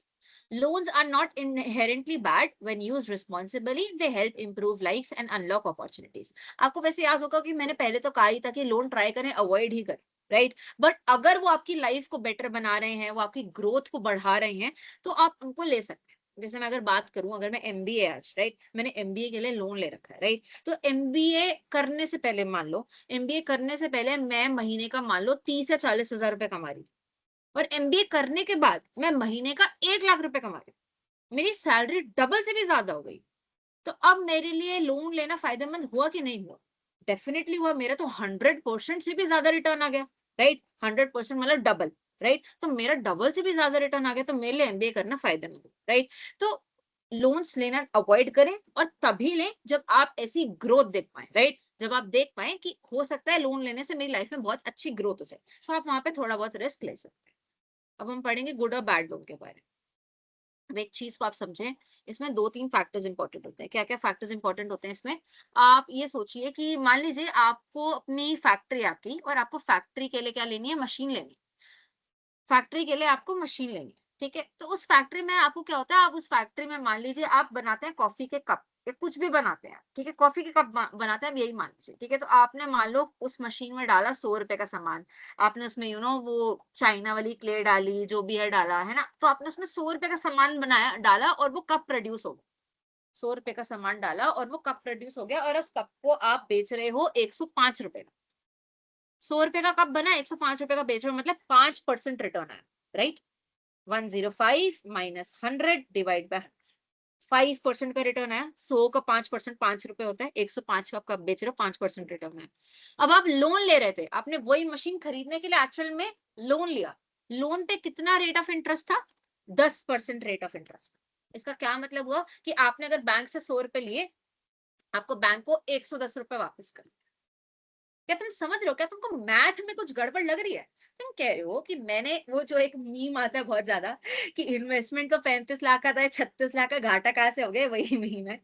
कि तुमने उस मशीन में 100 रुपए लगाए, उस मशीन में 100 रुपए लगाए, और तुमको वापस आए 105। तुमको 5% का फायदा हुआ। बट उस मशीन में तुमने 100 रुपए लगाने के लिए उसमें 10 रुपए इंटरेस्ट भी तो दिया। तुमने बैंक को 100 रुपए लिए बैंक से, तो बैंक को तुमने 10 रुपए इंटरेस्ट भी दिया, तो तुम्हें बैंक को वापस 110 करने हैं, बट तुम्हारे जनरेट 105 हो रहे हैं, तो तुम तो नुकसान में हो। तो ये बैड लोन सबसे पहले। दूसरा बैड लोन जो मैं आप लोगों को समझा रही थी, कि आप बहुत ही अय्याशी से रहते हैं, या आप सट्टा लगाने के लिए लोन ले रहे हैं, है ना? आपको लगता है कि सट्टे में पैसा डबल ट्रिपल हो जाएगा, बट ऐसे भी तो जा सकता है भाई वैसा। तो ऐसी जगह लोन लेना जहां आपको पता है कि बहुत ज्यादा रिस्क है, या ऐसी जगह लोन लेना जहां आपको पता है कि कोई बढ़ोतरी ही नहीं हो रही है ना? मैं ट्रिप पे जाने के लिए लोन ले रही हूँ, मैं शादी करने के लिए लोन ले रही हूँ, क्या शादी में मेरे को क्या डबल रिटर्न आने वाला है? कोई लड़का पैसे देगा मेरे को शादी करने के? हो सकता है दे दे, but you get my idea, है ना? मैं हनीमून पे जाने के लिए लोन ले रही हूँ, राइट? तो ऐसी स्पेंडिंग जिसको करने से आपका कोई रिटर्न ही नहीं बनता है, राइट? मैंने 10% लोन पे पैसे लिए, अब मेरे को लोन के पैसे भी वापस करने हैं बाद में, और वो इंटरेस्ट भी वापस करना है, और मेरे उससे कोई बढ़ोतरी ही नहीं हुई है, तो वो आप अपने आप को बहुत ही खतरनाक डेट में डाल रहे हैं। समझे? आप घर मान लीजिए लोन पे लेते हैं, तो समझ आता है कि जब अपना घर होता है तो मन की शांति होती है कि लैंडलॉर्ड आपको एकदम से रेंट पे आप निकाल ना दे, राइट? तो खुद का घर लेना इज बेसिकली अ कन्वीनियंस, एक फ्रीडम है। मान लो आपने खुद का घर लिया, अपने ऑफिस के पास ले लिया, अब आपकी ट्रैवलिंग कम हो गई, इसकी वजह से आपकी प्रोडक्टिविटी बढ़ गई, है ना? तो ऐसा कोई भी लोन लेना जिससे आपकी वर्क लाइफ बेटर हो रही है, एनहांस हो रही है, राइट? आपकी प्रोडक्टिविटी वर्क लाइफ में बढ़ रही है, उससे आपका प्रमोशन आ जाएगा, तो ऑटोमेटिकली वो एक गुड लोन हो जाएगा। बट ऐसा लोन लेना, अगेन मैंने बताया, जिसमें या तो रेट ऑफ रिटर्न जो है, रेट ऑफ इंटरेस्ट से कम है, rate of return from that project is less than the rate of interest, वो लोन नहीं लेना है। वो लोन नहीं लेना है जिसमें कोई रेट ऑफ रिटर्न ही नहीं है। शादी पे जाना, शादी करना कोई रेट ऑफ रिटर्न जनरेट नहीं करता है, हनीमून पे जाना कोई रेट ऑफ रिटर्न जनरेट नहीं करता है, दोस्तों के साथ पार्टी करना कोई रेट ऑफ रिटर्न जनरेट नहीं करता है। इन चीजों के लिए लोन नहीं लेना है। लोन उन चीजों के लिए लेना है जो आपकी फ्यूचर इनकम या फ्यूचर लाइफ, दोनों चीजें हैं, लाइफ भी है इनकम भी। जैसे गाड़ी और घर लेंगे तो उससे शायद फ्यूचर इनकम ना बढ़े, बट लाइफ बढ़ेगी, और लाइफ आगे हेल्दी निकलेगी, तो ऑटोमेटिकली वही गुड लोन बन जाता है। फ्यूचर इनकम में फ्यूचर लाइफ इंप्रूव हो रही तो गुड लोन है, वरना बैड। आई होप इसमें कोई डाउट नहीं है। Okay, the mechanics of interest. अब वही बात हो गई कि इंटरेस्ट क्यों लगता है, और मैंने आपको बहुत अच्छे से समझाया वो टॉपिक, राइट? एक बार हम दोबारा पढ़ लेते हैं। यहाँ जैसे लिखा हुआ है, interest is the cost of borrowing. आप इस छोटे से एग्जांपल से समझे कि जो लोग होते हैं, जो लोग रेंट पे रहते हैं, वो रेंट क्यों देते हैं? वो रेंट इसलिए देते हैं क्योंकि उन्होंने जमींदार का घर किराए पे लिया होता है। जमींदार का घर किराए पे लिया होता है तो उसको किराया देते हैं। आपने बैंक के पैसे किराए पे लिए हैं, तो आप बैंक को किराया दे रहे हो। उस किराए को इंटरेस्ट बोलते हैं, है ना? अगर मैंने घर किराए पे लिया है और मैं इस घर का किराया दे रही हूँ, क्योंकि मैंने इस घर को यूज किया है, इस घर को मैंने किराए पे लिया हुआ है, राइट? आपने बैंक के पैसे उधार पे लिए हैं कि तू मेरे को अभी दे दे, मैं तेरे को बाद में वापस कर दूंगी। जैसे मैं अपने लैंडलॉर्ड को कहती हूँ मैं अभी यहाँ पे रह रही हूँ, बाद में मैं चली जाऊंगी, तो कहेगा जब तक रह रही तब तक के पैसे तो दे। तो बैंक कहेगा जब तक तू मेरे पैसे रख रहा है तब तक के पैसे तो दे, right? So that is the cost of borrowing, it is the rent of borrowing, right? तो interest is the cost of borrowing money. It is the extra amount paid to the bank to compensate them for lending you funds and taking on risk. अब एक नया term आ गया यहाँ पे, taking on risk. वो भी मैं समझाऊंगी तुम्हें. मान लो मैं हूं और मान लो राहिल है, ठीक है? बैंक आपको लोन क्यों देता है, कब देता है, कैसे देता है? बैंक क्या करता है? बैंक बेसिकली आप अगर मान लो अगर मैं वर्किंग हूँ, मान लो अभी तो नहीं हूँ, अभी तो मैं भी पढ़ने वाली हूँ वापस, मान लो मैं वर्किंग हूँ और मैंने कोई पहले भी लोन ले रखे हैं। बैंक क्या करता है? बैंक मेरा पढ़ता है, पूरा खाता पढ़ता है, देखता है कि अच्छा मिष्टी जो है वो इस कॉलेज की पास आउट है, अच्छा मिष्टी जो है वो साल का इतना कमाती है, अच्छा मिष्टी ने पहले एजुकेशन लोन भी लिया था, अच्छा मिष्टी को अमाउंट जो मिल सकता था एजुकेशन लोन का, वो था 30 लाख रुपए, और मिष्टी ने सिर्फ 23 लाख रुपए लिया। अच्छा, मतलब मिष्टी को खाने पीने के लाले नहीं है, उसने सिर्फ उतना ही लोन लिया जितना उसको जरूरी था, राइट? मिष्टी को 30 लाख तक का लोन मिल सकता था बैंक की तरफ से, मिष्टी ने केवल 23 लाख रुपए का लोन लिया। अच्छा ठीक है, अच्छा मिष्टी को लोन वापस चुकता करना था 10 साल में, पर मिष्टी ने 5 साल में वापस कर दिया, और सारी पेमेंट्स टाइम पर या टाइम से पहले कर दी। तो अब बैंक ने जब ये सब पढ़ा मेरे बारे में, तो बैंक को समझ आया कि मिष्टी जो है ना, मिष्टी एक अच्छी बोरोवर है। मिष्टी एक अच्छी बोरोवर है मतलब मिष्टी परेशान नहीं करती है बैंक। बैंक को बार बार कॉल नहीं लगाना पड़ता मिष्टी को कि मिष्टी आपके पैसे कहाँ हैं, या जो गुंडे होते हैं घर नहीं भिजवाने पड़ते बाउंसर की मिष्टी पैसे दो, है ना? बैंक को समझ आ गया कि अगर वो मिष्टी को लोन देगा ना, उसको कोई टेंशन नहीं होगी। उसको पता है कि अगर उसने लोन दे दिया मिष्टी को, तो मोस्ट मोस्ट प्रोबेबली पैसा वापस आ ही जाए। तो बैंक ऐसे लोगों के लिए इंटरेस्ट थोड़ा सा कम कर देती है। क्यों कम कर देती है? क्योंकि बैंक का पैसे डूबने का रिस्क कम हो गया। बैंक ने मेरी सारी क्रेडिट हिस्ट्री देखी, मेरी इनकम देखी, बैंक ने देखा कि ये ना महीने का 1 लाख रुपए कमाती है और इसको बस बैंक को हर महीने 10,000 या 15,000 रुपए देने हैं, तो वो भी समझ गया कि ये तो आराम से दे देगी, है ना? तो बैंक जो है ये सब चीजों को देखता है और फिर सोचता है कि इसको मैं पैसे दूंगा ना तो कोई खाना पूर्ति नहीं करनी, कोई कॉल नहीं करना, कोई टेंशन नहीं है, तो इसको तो मैं लोन देना ही चाहता हूँ, तो मैं इसके लिए हल्का सा इंटरेस्ट कम कर देता हूँ, है ना? अगर इंटरेस्ट 7% है तो मैं इसके लिए 6.5 कर देता हूँ, 6.2 कर देता हूँ, 6.3 कर देता हूँ, ताकि ये मेरे से लोन ले ले किसी और के पास। ठीक है, दूसरी तरफ है राहिल। राहिल का बैंक ने देखा, ठीक है, बैंक ने देखा कि अच्छा राहिल जो है महीने का कमाता है 1 लाख रुपए, ठीक है, बट राहिल जो है जो उसको बैंक को हर महीने वापस करने हैं ना पैसे, बैंक को जो पैसे वापस करते हैं बेसिकली दैट्स ईएमआई। ईएमआई मतलब इक्वेटेड मंथली इंस्टॉलमेंट्स, उसके बारे में भी आगे पढ़ेंगे। तो राहिल ने जो लोन के लिए अप्लाई करा ना, उसको बैंक को हर महीने 80,000 रुपए देने पड़ेंगे।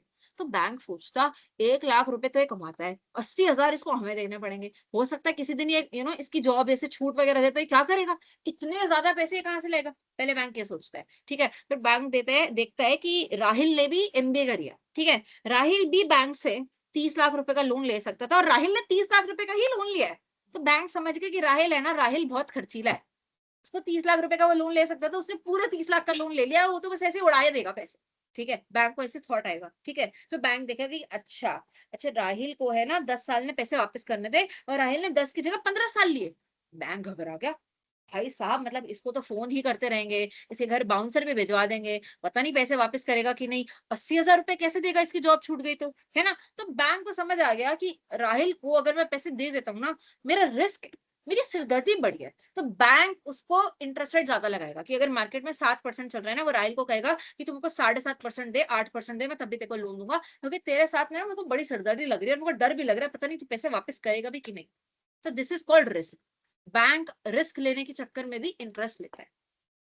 बैंक को अगर आपसे रिस्क ले रहा है, हमने कल भी पढ़ा था कि जितना ज्यादा रिस्क उतना ज्यादा रिटर्न हो सकता है ना? तो बैंक आपको पैसे देके भी रिस्क ले रहा है, वो मेरे को पैसे देके भी रिस्क ले रहा है, क्योंकि ऐसा थोड़ी है 100% ही मैं पैसे वापस करूंगी, हो सकता है मैं भी घपला कर दूं, है ना?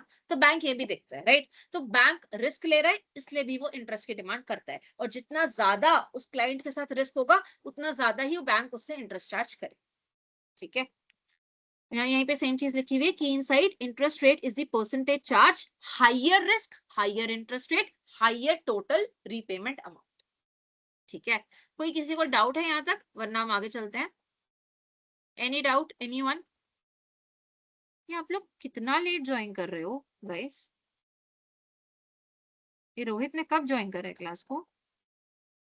मैं सर को बोल दूंगी कि कल से कोई भी अगर क्लास की 15 मिनट के बाद ज्वाइन करेगा उसको एंट्री नहीं मिलेगी। बहुत लेट ज्वाइन करते हो आप लोग। ठीक है, बस मैं 1 मिनट कंटिन्यू कर रही हूँ।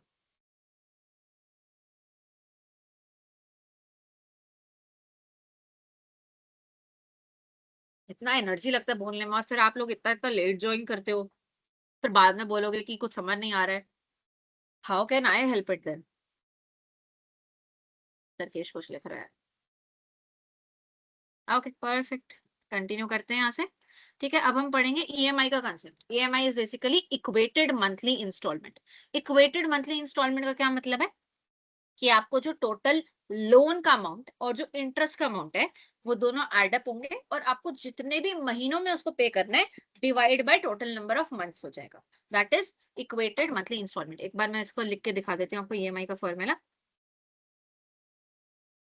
एग्जैक्ट फॉर्मूला ये नहीं है क्योंकि एक्चुअली क्या होता है टाइम वैल्यू ऑफ मनी वगैरह भी लग जाता है इसमें, बट ये आपको एक रफ फॉर्मूला दिखा रही हूँ मैं जिससे आपको समझ आ जाए कि ये कैसे ऑपरेट करता है। ठीक है, तो ओके टाइप करने का ऑप्शन नहीं है यहाँ पे। भाई करने दे मेरे को टाइप।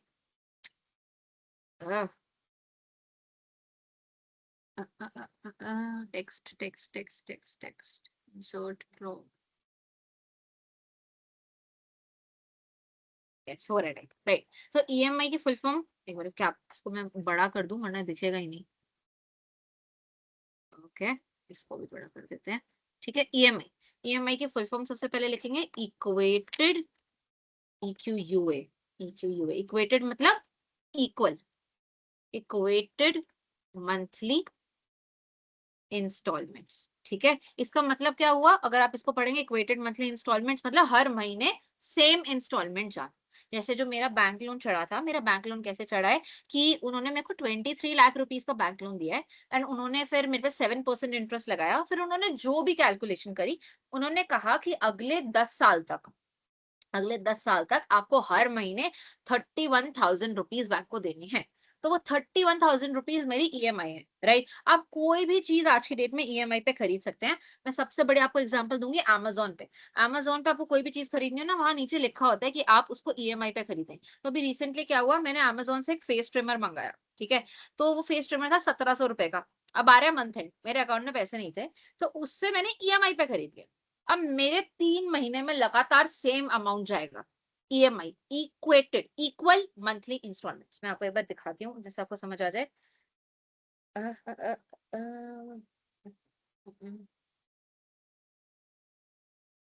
उसमें इक्वेटेड मंथली इंस्टॉलमेंट्स में क्या क्या आता है मैं आपको वो भी दिखाऊंगी। ठीक है,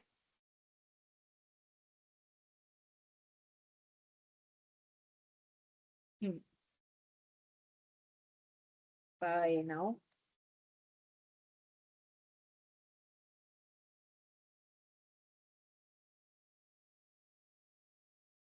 ईएमआई, ईएमआई ऑप्शंस यहाँ पे आ नहीं रहा है अभी क्या? अच्छा इस टाइम पे आ नहीं रहा है, बट आप इस चीज को समझे कि ईएमआई जो होता है वो कैसे होता है पे, फिर मैं आपको वो समझा देती हूँ, उसमें दिख नहीं रहा है। तो ईएमआई पे क्या होता है, हम एक एग्जांपल लेते हैं बहुत छोटा सा कि मान लीजिए कि आपने एक खरीदा स्कूटर। अभी हम 1 साल का एग्जाम्पल लेंगे। एक स्कूटर आपने खरीदा, वो आपने खरीदा 20,000 रुपीज का। ठीक है, बैंक ने क्या कहा, बैंक ने कहा मैं चार्ज करूंगा इस पे 10% इंटरेस्ट। 10% परसेंट कहाँ है, 10% पर एनम, पर एनम मतलब पर ईयर मैं इस पे इंटरेस्ट चार्ज करूंगा। ठीक है, तो अब 10% 1 साल का कितना बना, 1 साल का 10% बना 2,000 रुपीज।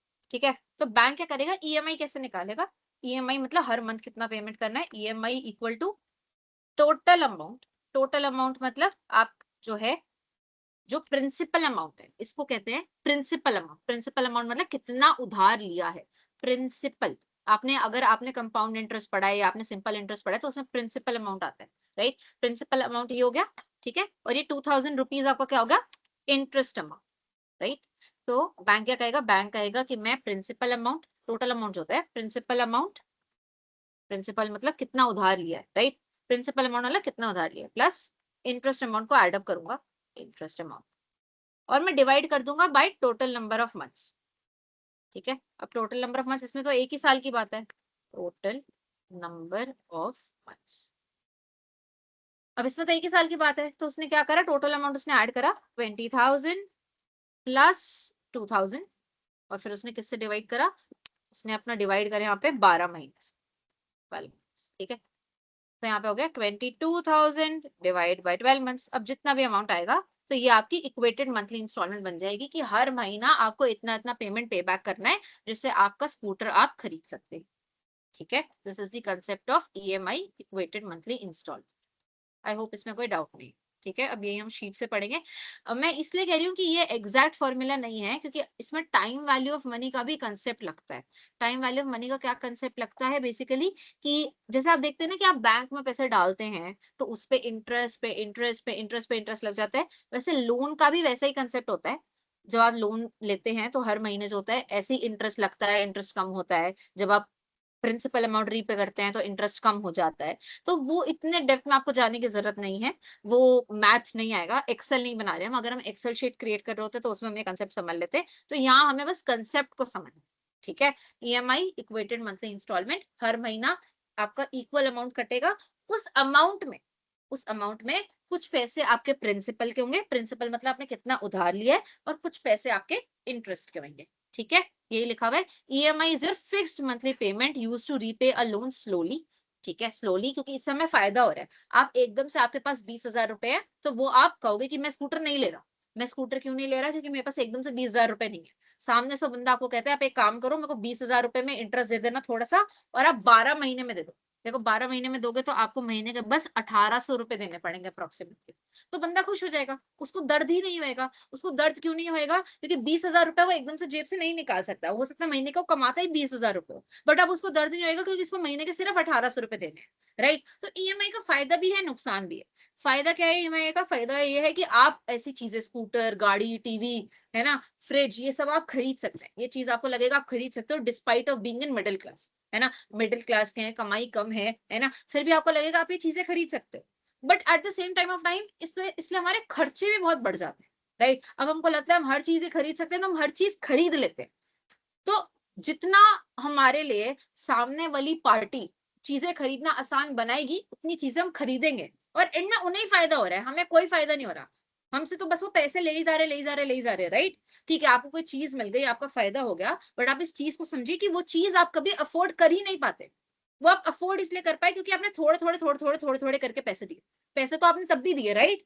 22,000 रुपए तो आपकी जेब से तब भी गया, ये समझिए आप, है ना। वो जो चूंटी आपको कटनी थी वो तब भी आप कटी, वो धीरे धीरे धीरे धीरे धीरे धीरे चींटियों की तरह कट रही है, राइट। तो आपकी जेब से पैसे गए जो आप नहीं निकाल सकते थे, बट क्योंकि वो थोड़े थोड़े थोड़े थोड़े थोड़े थोड़े थोड़े थोड़े करके गए, इसलिए आपको दर्द कम हो, राइट। तो ईएमआई का फायदा भी है, नुकसान भी है। अगर आपको कोई ऐसी अच्छी चीज खरीदनी थी और आप खरीद पाए तो बहुत अच्छा, बहुत फायदा है। बट जस्ट बिकॉज आपको लगा कि महीने के 1,800 रुपए ही तो है, दे दो, क्या फर्क पड़ रहा है ना। तो जो चीज आपको नहीं भी चाहिए, आप इस वजह से खरीद रहे हैं क्योंकि आप उसको खरीद सकते हैं, तो वो आपका नुकसान करेगी। ठीक है, क्योंकि पैसे तो आपके अकाउंट से ही कटेंगे। और ऐसा करिए, समझिए, खुदा ना खास्ता, खुदा ना खास्ता फ्यूचर में आपकी जॉब चली जाए, तो आप ईएमआई कैसे भरेंगे। आपने आज की खुशी के लिए अपना फ्यूचर बर्बाद कर दिया। आज तो आप खुश हो गए, आपके हाथ में स्कूटर आ गया, आपके हाथ में गाड़ी आ गई, बट जैसे ही आपकी जॉब गई, पता है लोग लोन लेते हैं घर के लिए, और इतना ज्यादा लोन ले लेते हैं कि महीने की उनकी 50,000 रुपए तक की ईएमआई बन जाती है। फिर उनकी जॉब चली गई, कहाँ से आएंगे इतने पैसे। उनको वो पैसे देने के लिए भी लोन लेना पड़ता है। समझ रहे हैं आप, लोन को चुकाने के लिए लोन, फिर लोन को चुकाने के लिए लोन, फिर डेट ट्रैप, राइट। तो ईएमआई इस चक्कर में नुकसान भी कर सकती है। आई होप इट्स क्लियर। और ईएमआई के अमाउंट में जो आप पेमेंट करते हैं, 1,800 रुपए जो ये पेमेंट है, इसमें कुछ पार्ट हमारे स्कूटर का प्रिंसिपल अमाउंट है, कुछ पार्ट हमारे इंटरेस्ट का अमाउंट। ठीक है, okay, I think we can end the class now. एक बस क्रेडिट स्कोर कार्ड का जो पार्ट रहता है वो रहता है स्कोर बोर्ड का, वो हम कल भी कवर कर सकते हैं। 10 मिनट का है तो 10 मिनट में कवर करके फिर हम अगली क्लास शुरू कर देंगे। ठीक है, तुम लोग क्या कहते हो, should we end it now और do you want to study this one more concept. कोई कहेगा पढ़ा दो 1 घंटे से हम वैसे ही पढ़ रहे हैं। किसी को कोई डाउट है तो पूछ लो, वरना हम बाकी का कंसेप्ट जो है वो हम कल कंप्लीट कर लेंगे, ठीक है? Stop sharing. Any doubt anyone?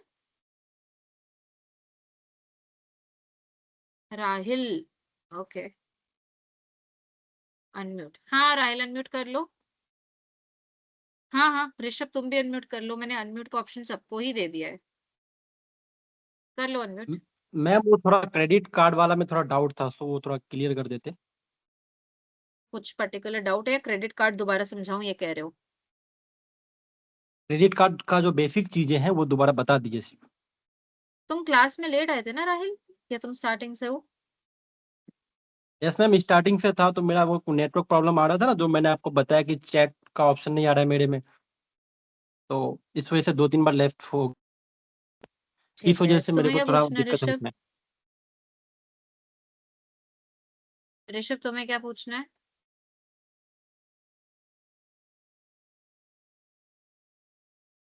Unmute कर लो खुद को, अनम्यूट का ऑप्शन है तुम्हारे पास। तुम टाइप कर रहे हो, चलो तुम टाइप कर लो, मैं तब तक राहिल को क्रेडिट कार्ड समझा देती हूँ।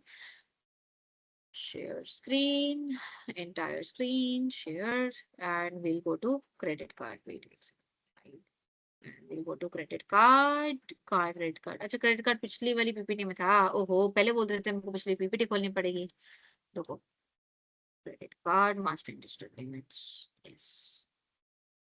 तो मैंने डेबिट और क्रेडिट कार्ड में ये फर्क बताया था कि कार्ड शक्ल से ऑलमोस्ट सेम दिखता है, बट उसमें फर्क बस इतना होता है कि उसमें डेबिट कार्ड और क्रेडिट कार्ड लिखा होता है, राइट?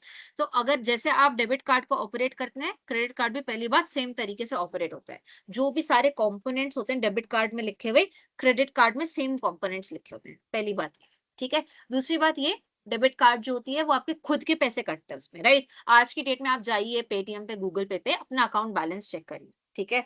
तो वो जो पैसा है, आप डेबिट कार्ड से सिर्फ उतना ही पैसा निकाल सकते हैं। क्यों? क्योंकि डेबिट कार्ड मतलब आपके अकाउंट से कनेक्टेड है वो कार्ड, और आपके अकाउंट से पैसे कटेंगे, ठीक है? Credit card means borrowed money. Borrowed money माने, बोरोड मनी मतलब आप बैंक से आप जो अमाउंट प्री डिसाइडेड होता है, राइट? हर किसी की एक्चुअली क्रेडिट कार्ड की लिमिट अलग होती है, क्योंकि बैंक को ना पता चलता रहता है कि कोई बंदा कितना कमा रहा है। जैसे अगर मेरा भाई आज की डेट में मान लो 2 लाख रुपए कमा रहा है, तो उसकी क्रेडिट कार्ड की लिमिट मेरे से ज्यादा होगी, क्योंकि मैं सिर्फ अगर 1 लाख कमा रही हूँ, राइट? तो बैंक को पता चलता रहता है कि ये बंदा कितना कमा रहा है, ये कितना हमें पे बैक कर सकता है, और इसलिए उस बंदे को क्रेडिट कार्ड दे देते हैं। क्रेडिट कार्ड क्या होता है? Credit card means short term borrowing. जैसे आपके पास डेबिट कार्ड आता है, वैसे ही आपके पास क्रेडिट कार्ड आता है। आपको मान लीजिए एकदम से एकदम से हॉस्पिटल का कोई बिल आ गया, या आपको एकदम से शॉपिंग करने का मन कर गया, राइट? एकदम छोटे मोटे इमीडिएट एक्सपेंसेस, या आप एकदम से इस वीकेंड ट्रिप पे जा रहे हैं, राइट? और आपको पता है कि अगले वीकेंड जो है आपकी सैलरी आ जाएगी, आएगी, तो आप जो है इसका बिल पे कर दें। तो credit card is short term borrowing, right? It's for 30 to 45 days. अगर 30 to 45 डेज में अगर आप बैंक को पैसे वापस कर देते हैं, तो आपको 0% रेट ऑफ इंटरेस्ट लगता है, राइट? एग्जैक्ट जो टाइम होता है 30 to 45 में, वो आपका बैंक से ही बात करके डिसाइड होगा। बट इसका ये फायदा होता है कि शॉर्ट टर्म बोरोइंग में 0% रेट ऑफ इंटरेस्ट होता है, राइट? आपको अपने दोस्तों के आगे हाथ फैलाने की जरूरत नहीं इतने छोटे टाइम के लिए, अपने रिलेटिव्स के आगे हाथ फैलाने की जरूरत नहीं इतने छोटे टाइम के लिए। But on the other hand, इसका नुकसान, कोई कुछ कहना चाह रहे हैं या मैं कंप्लीट कर लूं? Let me complete. On the other hand, इसका नुकसान क्या होता है? अगर ये जो 30 to 45 डेज का आपको टाइम पीरियड दिया था, वो कौन अनम्यूट करके बैठा है अपने आप को? कौन है?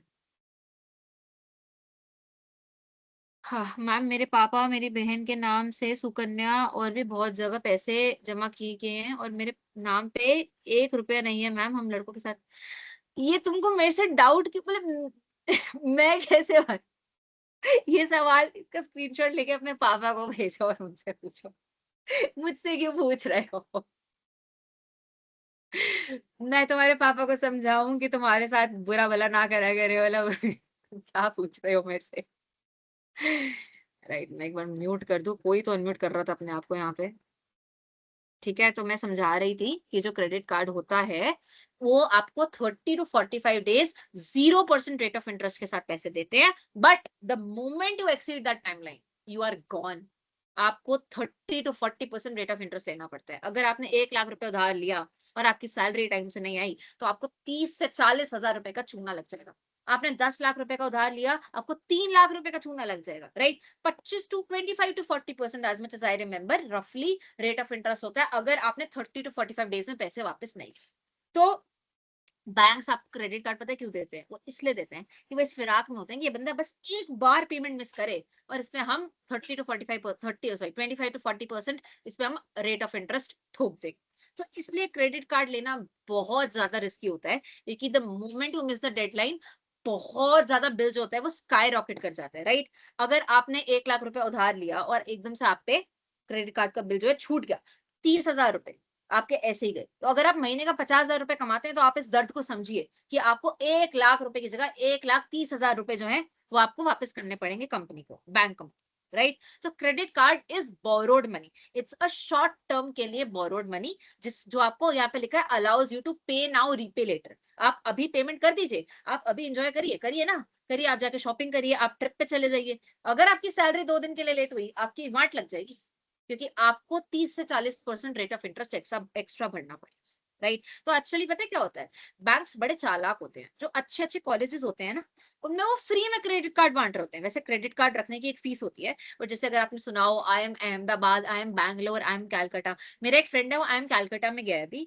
वो कह रहे हैं वहां पे ना फ्री क्रेडिट कार्ड बांट रहे हैं कि लाइफ टाइम के लिए तुम इस क्रेडिट कार्ड को रखो और इसको यूज करो, क्योंकि उन्हें पता है कि अहमदाबाद, बैंगलोर, कैलकाटा से निकला हुआ जो बंदा है ना, वो बहुत अच्छा कमाएगा, है ना? अच्छा कमाएगा तो क्या होगा कि अगर उसने डेडलाइन मिस भी कर दी क्रेडिट कार्ड की बिल देने की, तो हम उससे मुनाफा कमा सकते हैं और वो हमें मुनाफा देगा, क्योंकि वो पैसे अच्छे कमाएगा, है ना? तो बैंक इस फिराक में होते हैं कि आप उस 30 to 45 डे पीरियड के आगे चले जाएं, गलती से पेमेंट करना भूल जाए और आप अच्छा कमाते हो, क्योंकि फिर वो आपसे पैसे बस, that is credit card. I hope it's clear. यहाँ पे ये जो लिखा हुआ है basically these are all the components in both debit cards and credit card, same component होते हैं, बस ऊपर डेबिट कार्ड क्रेडिट कार्ड लिखा होता है जो अलग होता है, राइट? उसके अलावा कंपोनेंट क्या है?